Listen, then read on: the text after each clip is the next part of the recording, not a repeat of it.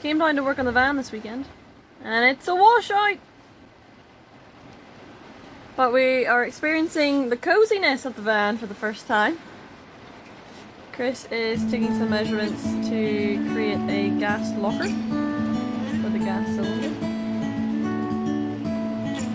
My job was to make templates for the back doors for them to get a plywood front, I think plywood. But unfortunately I've been rained off. What a shame. So Chris has really lovingly crafted the frame for a gas locker, but perhaps just didn't quite consider the height of the bottle. Lol. That is a pickle. There's a bit of a pickle. You might need to add in some wee extenders. You'll see that we had to add in this extra little 4cm block. No worries. Easy peasy. To make it easier, but I might take this tank out to make life a bit easier. Look at that. Now that Easy. now that it's designed properly. So now we've got the hot water pipe running through into the locker, out the other side to where the taps are going to be for the shower. So this cutter is really pleasing. And important, so you get a really clean non-bird edge so it doesn't leak. Cheap and effective. Little box coming together. It's alright. The shower's all plumbed into inside of the gas locker, and before I seal it all up, I want to make sure that things are working and there's no massive leaks. We have water. Oh, it's going into the garage.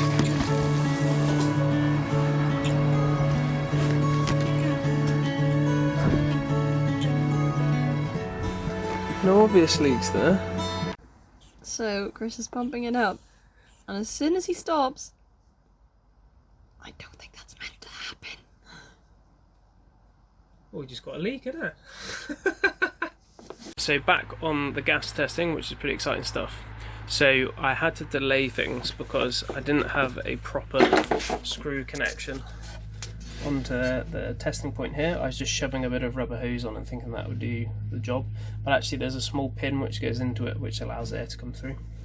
So it was £20, unbelievable for that bit of pipe, but it is what it is. And then this pipe comes down to a T-piece, one goes off to the pump from a blood pressure monitor, and then here's the pressure scale there. So what I've been doing is pumping it up, and then it wasn't really holding its pressure, so I was just isolating back to where it is. So if I clamp the pipe here, it holds the pressure fine, so I know that it's not distant from here. And then the first issue was I didn't have the high pressure hose connected to the bottle, idiot. So I've connected that up and closed it off, done those up nice and tightly. And then I was still getting really quick pressure drops. I was like, what is going on? So I used some of this leak detector spray, and the first leak I found was just bubbling out of this olive here. So I've just nipped that up and that stopped.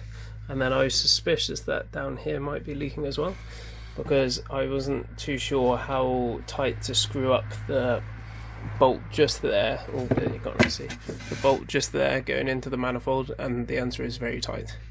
And then yeah, we'll keep going until we are gas leak free. I'm so glad. I was so close to going to just filling it up without getting this connection, and I'm really glad I didn't do that because there's leaks everywhere. Sprayed some foam leak detecting spray on. Do you see those small bubbles coming out? So it just proves that I need to tighten that up even further. Very good stuff, that leak detection spray. Alright, so I've tightened everything up and now I cannot see any bubbles. So that's class. So now I'm going to open the manifold and I'm just going to keep working my way down the system, and then we'll do the official pressure drop to make sure that there's no pressure drop over a decent period of time. Alright, I've gone through and put spray on all of the joints and I can't see any massive leaks. So I've pumped it up, I'm setting it at 120, should be around. Back in 5 minutes, check it again, take the starting measurement reading because temperature can affect it, and then we'll come back in another 5 minutes after that. And fingers crossed, no leaks. Well, 5 minutes later and it's still in exactly the same spot, which is pretty flipping good news. A good 20 minutes has passed and it's still at exactly the same pressure. So I'm pretty happy that I can't see any obvious bubbling or leaks at any of the connections. I've sprayed that leak detection spray over everything. So I'm going to go fill her up. So I'm back from the petrol station and we filled up the gas bottle from the external fill point, which is down there. I didn't film any of it because I didn't want to get in trouble, but I was pretty nervous about doing it, but it's really simple. You literally follow the instructions, shove the nozzle on, and then when you take it off there's a bit of a burst of gas, which is fine, get a bit of a cold hand. But yeah, really simple. So I've installed a Bluetooth sensor which gas it cell on the bottom here, and then connected it, and good news is it says that the tank is 100% full. I don't know how accurate that is. So I've opened the tank now that it's filled up. I shut it off before filling it, and I've just sprayed it with the leak detection spray on the high pressure side, and I can't see any bubbles there at all, so yeah, that's pretty handy. So what I'm going to do is turn on the gas solenoid, which will give me gas to my oven, and we'll test her out.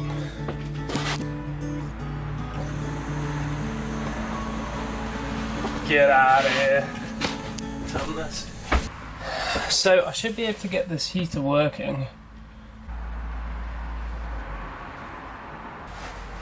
Shut up. Guys, it is pumping out the heat. We have a flipping furnace. A box to hide the gas pipes and the accumulator there. Hide that little bit of pipe as well. Actually, the plan will be to cover everything in rubber matting just so it's nice and durable, like the water tank here. Put some aluminium corners on the edge just to finish it off so it looks really nicely. So the job that I'm doing now is just sealing up the inside of the gas locker. So there's a join here which I just want to put some sealant in, and then also where the pipes enter and exit all need sealing up. Team Tam has turned up to help with the van build, and this is a big debut of I'm being made to do this. doing some mat sticking. So you can't be mad. I mean, if I try and go straight down this side, it's not straight on the other side. Then you gone and done it. Let's have a look. Now we've got to do the edges, and then we'll give it a wee trim. Job's good.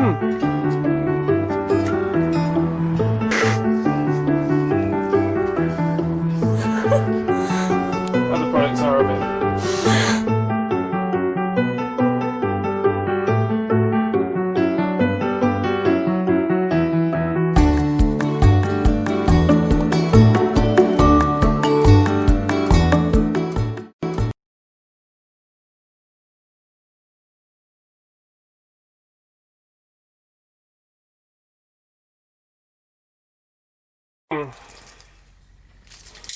Happy with it? It's alright. So yesterday the garage flooded during a thunderstorm. Chris was very upset to find his long straight piece of wood got wet.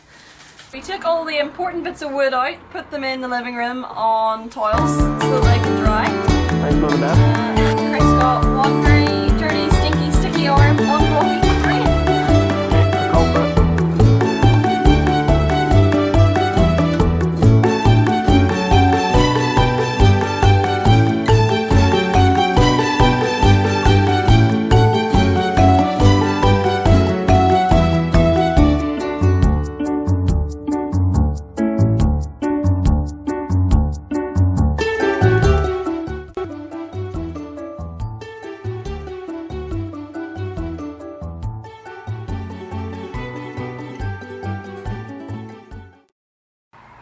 The master at work. How'd that go? Check out that corner, huh? Huh? Tight lines? So this is how the garage is looking at the moment. It's looking pretty sweet. Sorry, I've made the floor a bit dusty. I'll have to sweep it down, but yeah, we have got a shower, a gas locker with the door on, with a bit of seal around the inside to keep it airtight. We've got all the pipes covered up and a hot air vent coming out there. We cut this all as one piece and went around all the boxes in the funny shapes to try and reduce the chance of water getting in to the joins. So now the job is I'm going to put aluminium corners on the edges here, and that's just to hold the matting on and protect it from bashes when we just inevitably chuck stuff in and out of it.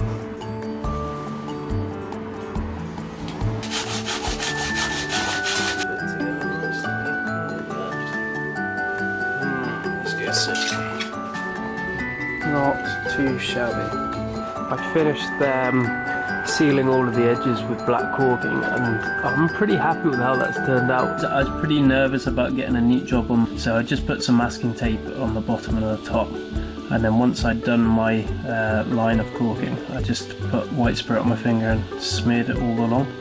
And then because the smear smudges outside the borders, it can look messy, but if you just whip the masking tape off, it leaves a really neat line. Put a lip to cover the wooden edge here, and we'll put a aluminium angle over the edge of it, and just because this could get quite wet, I put some sealant over the edge there as well. So yeah, it's starting to look really nice, I think.